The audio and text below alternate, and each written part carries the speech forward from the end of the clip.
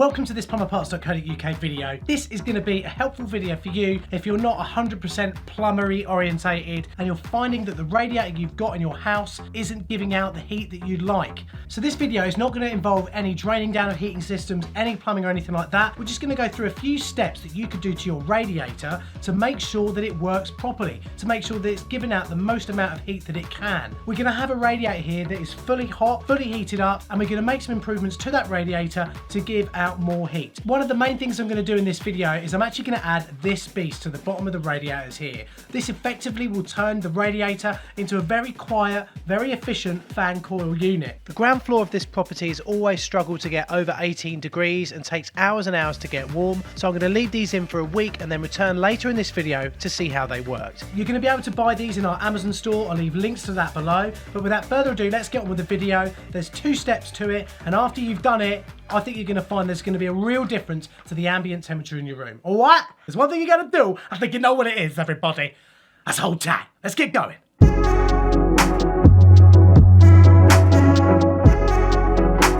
So the first and most obvious thing that you should do, especially if you've got a convecting radiator, is make sure that the airways are clear. If we look at this radiator here, you can see that there's a lot of fluff and dust in the airways, and what convecting radiators tend to do is they drag cold air up, heat it up in these fins here, and then basically blow it out of the top using standard convection. So we need to make sure that they're clear first. Simple way of doing it is get yourself an £1,000 Hoover, or whatever you've got. A feather duster, if you can fit it in. This one might be a bit too big. Get them all cleared out. That's the main thing. So I'm going to try that now. Oh, sorry to people who love spiders. This ain't going to be a good day for them. I don't know though. I don't know if there's that many in there.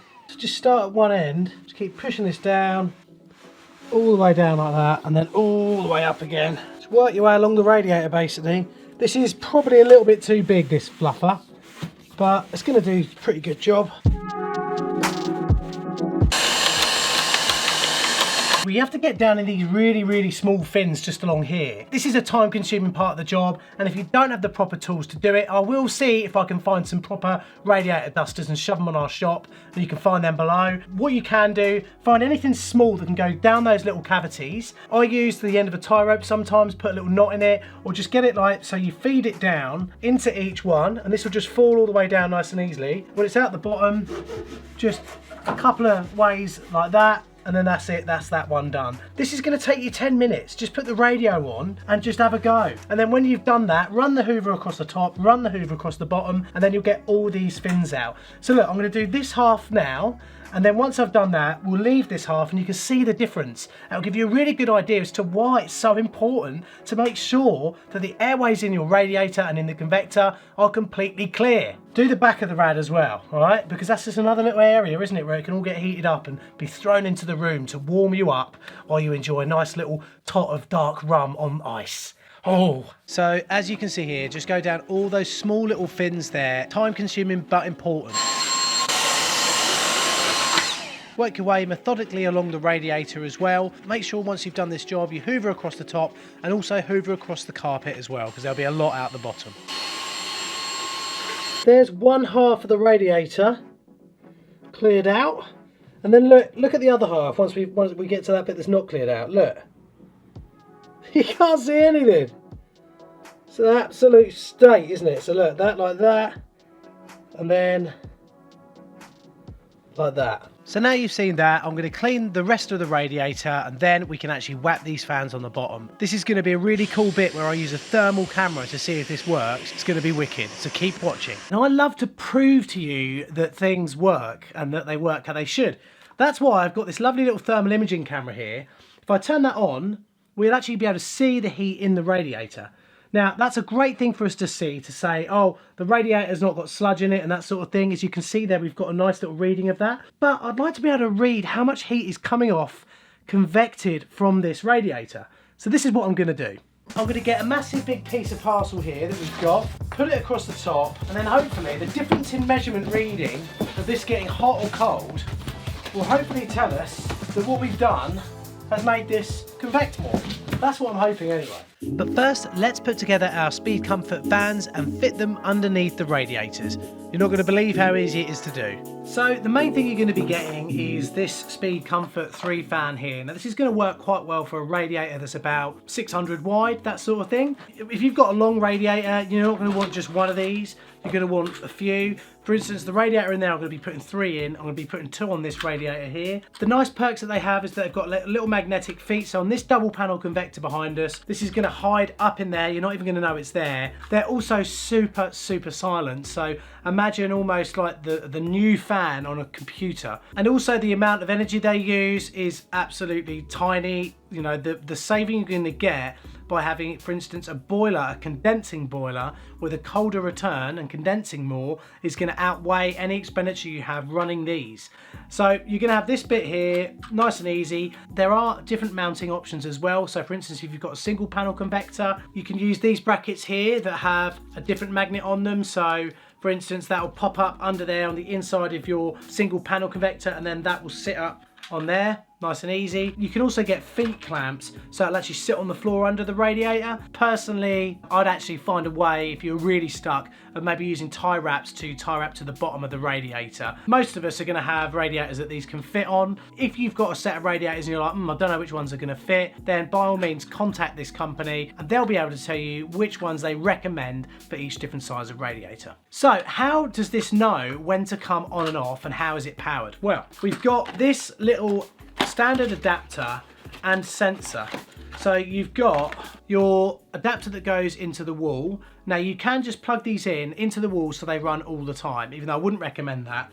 The best thing you can do is put a sensor on. This is magnetic as well. This clips to the back of the radiator, and when the radiator gets warm, gets up to temperature, that's when it will initiate a live supply over to the fan, cutting them on so they start running, and then blowing air from the room around the back of your radiator through the convecting fins, making the radiator more efficient and giving more BTU out into the room. As you can see here, there are many different ways for us to fit the Speed Comforts to the bottom of different types of radiator, and it's good to know that if you want 3 or 4 Speed Comforts on a radiator, they can be easily wired up with the supplied patch leads, so you don't have to use another transformer. They wire up in series, as you can see, and it's super easy to do. Installing the Speed Comfort fans to your radiator couldn't be easier. The first thing I'd do is attach your magnetic heat sensor just to the top of the radiator and just out of sight so you can't see it. From here, it will be able to get the earliest indication that the radiator is getting hot and then switch on the fans accordingly. Follow the instructions to plug in your sensor into the first fan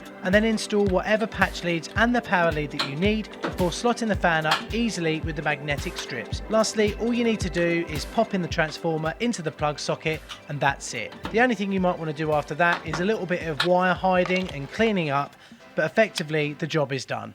For this experiment, I only had the left-hand side of the radiator fan running. I disconnected the right-hand side, so I just left them running for a little while. And just look at the difference between these two pictures at the start and the end of my experiment. You can see clearly on the left-hand side that there's kind of an air movement going up, and it's actually resulted in a slightly darker image on the left-hand side as well. It's difficult for me to try and demonstrate heat to you while you're sat there on your computer or on your mobile phone, but I'm hoping this goes some way to showing you that these do really work. So let's hope a week-long test will help as well. I had one more radiator to do downstairs before I could leave the house for my week-long experiment. Look at all that, all out. And these little bits, a bit like that, will just plug up the bottom of the convector on a radiator, and it just won't allow it to allow air up through those convecting pins and out into the room for you guys to feel warm with. So look, number one, like I said, clean your back of your radiator out. Number two, get some of these fans, bung them on there.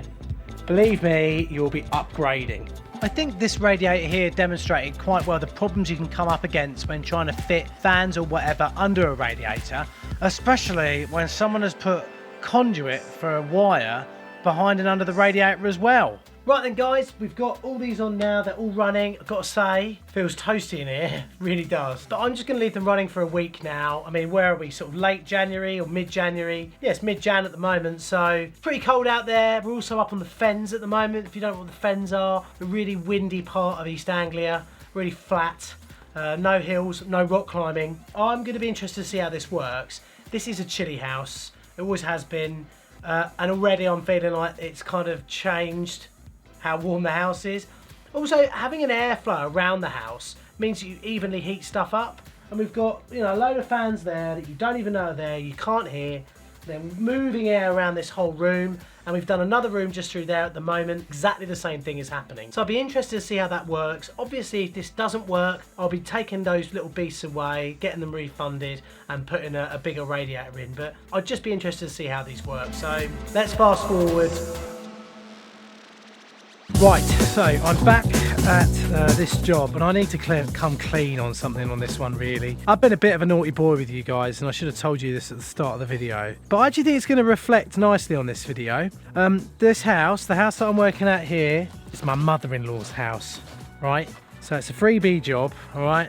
I've been nice enough to supply these little beasts for her, and that's really, basically, I think it's a better video, because if these didn't work, I'd be getting it in the neck. So I'm back here now to see if they have worked. I've spoke to her a few times on the phone over the last 2 weeks, but basically I fitted these 2 weeks ago. And in the intervening time, we have had good sort of -2 or 3 degree sort of temperatures. So it has been cold. And this house is a cold house. So I'm really, really interested to see what these have done, whether they've worked. So she's not here at the moment. She's going to be back in about an hour. So I thought I'd pop in now with my key and see how everything's working. And I'll be honest with you, it's usually cold when I come in here, and it is definitely feeling pretty toasty actually already. So her timer never used to get up above 18, so let's have a look, see what we've got. 21.5, and it actually feels ambiently warm. The heating is, the heating's currently on. Let's just see if the fans are running. Yeah, they are. I tell you what, they work really well. They really kick it out. So yeah, I mean, honestly, I mean, it's hard for me to convey to you because obviously you're sat at home watching on your phone or whatever. And you know, believe me, you wouldn't want scratch and sniff, but you definitely want to have scratch and feel the temperature, wouldn't you? And it does actually genuinely feel warm in here. The warmest, in fact, I'd say it feels too hot at the moment. Bumheads is with me, by the way. This is my wife, if you haven't met her. Would you say this feels warm or warmer? Yeah, definitely. Yeah. It used to be pretty cold in here anyway. I've been asked as well, as part of the caveat of me doing this film at Emily's mum's house, I have to introduce you to Fish, okay? Right, Fish, how's it going? That fish is 20 years old. Hopefully the heat won't kill the fish because it is a lot warmer in here. So there's going to be some plumbers out there who are like, look, there's a certain amount of BTUs in a radiator and that's the end of it. And to an extent you are right. But if you're more efficiently introducing those BTUs into the room by putting a fan on the bottom of the radiator, then the boiler's going to work harder to add more heat into the rad. It's going to throw more heat into the room. And if you have got some sort of constriction that means, be it monetary or the fact that you haven't got enough wall to put a bigger radiator on, then definitely investigate putting these on because it's definitely worked here, 100%. So let's wait for her to get home anyway. I'm going to get a cup of coffee as well, have a little snoop about. I'm sure there's some Tunnocks caramel bars around here somewhere. We shall see. Unfortunately, I couldn't find them in time. So here's the interview with my mother-in-law. Right then, so meet my mother-in-law Glenys, who I've fitted this stuff for. Okay, we're going to ask Glenys now, what do you think? Do you think there's been an improvement or not? Honestly. Yes, honestly, my house feels warmer and it warms up faster, which was my problem. It took a long time for my house to warm up, but now it's nice and fast. Good. Obviously, I did have to show people that your radiators are a bit dirty behind, but you know now that that is a problem that most people have. Really? You know? Yeah. Oh, I'm glad you've investigated people's radiators. You're not the only one. No. Am I still in the wheel? When I can find the wheel, Emily's holding the camera, so I'm in trouble. Were you ever even in it? Well, I'd like to think I get the piano. So there you go, guys. You've seen there that this does work, hopefully. Hopefully we won't need to use the wheel for a long time yet. Exactly. It's difficult to convey differences in temperature, obviously, on camera. But with any luck, the thermal cameras help do that and all that sort of stuff as well. So... See, James in a t-shirt and I'm hot. There you go. So hit the subscribe button, remember, hit the like, comment below as well. And remember, what do I always say at the end of the videos? Hold tight. Hold tight, there we go. God, didn't think you'd know that. Thank you very much. Right, I might now have a hot cross bun, please, with lots of butter on it. Thank you. All right, let's There we go go. for a hot cross bun. I did record a walk around video here looking at the system on an electric boiler, because what we actually have on this system here is an electric boiler. If you want me to put that into a video so you guys can have a look at it, then let me know and I'll pop it out during the week. Thanks for watching, and I'll see you in our next video. Hold tight, everybody.